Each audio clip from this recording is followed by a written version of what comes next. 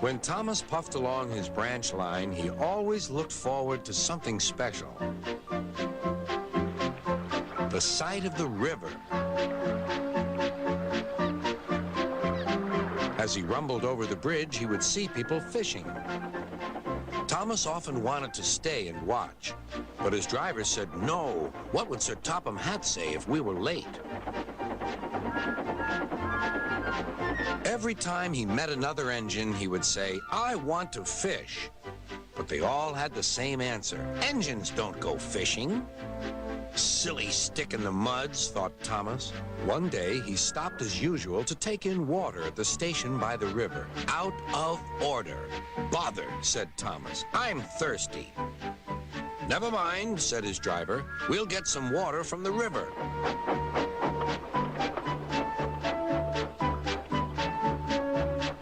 They found a bucket and some rope and went to the bridge.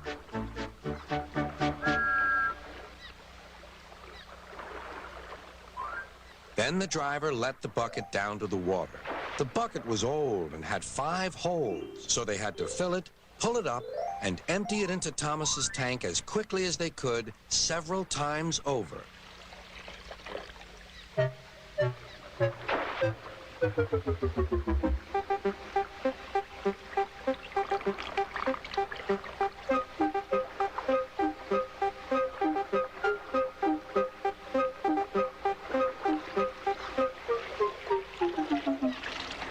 They finished at last. "That's good," puffed Thomas, and Annie and Clarabelle ran happily behind.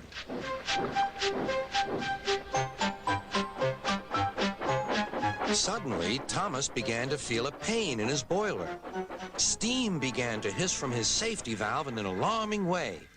"There's too much steam," said his driver. "Oh dear," groaned Thomas. "I'm going to burst. I'm going to burst." They damped down his fire and struggled on. "I've got such a pain! I've got such a pain!" Thomas hissed.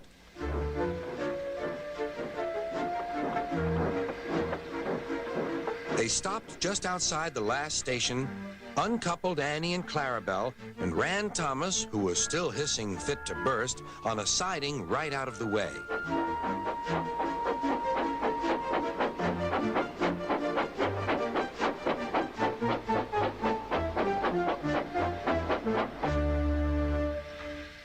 Then, while the conductor telephoned for an engine inspector, the driver found notices in large letters which he hung on Thomas in front and behind. "Danger. Keep away." Soon the inspector and Sir Topham Hatt arrived. "Cheer up, Thomas," they said. "We'll soon put you right." The driver told them what had happened. "So the feed pipe is blocked," said the inspector. "I'll just look in the tanks." He climbed up and peered in. Then he came down. "Excuse me, sir. Please look in the tank and tell me what you see." "Certainly, Inspector," replied Sir Topham Hatt. He clambered up, looked in, and nearly fell off in surprise. "Inspector," he whispered, "can you see fish?" "Gracious goodness me! How did the fish get there, driver?" "We must have fished them from the river with our bucket," replied Thomas's driver.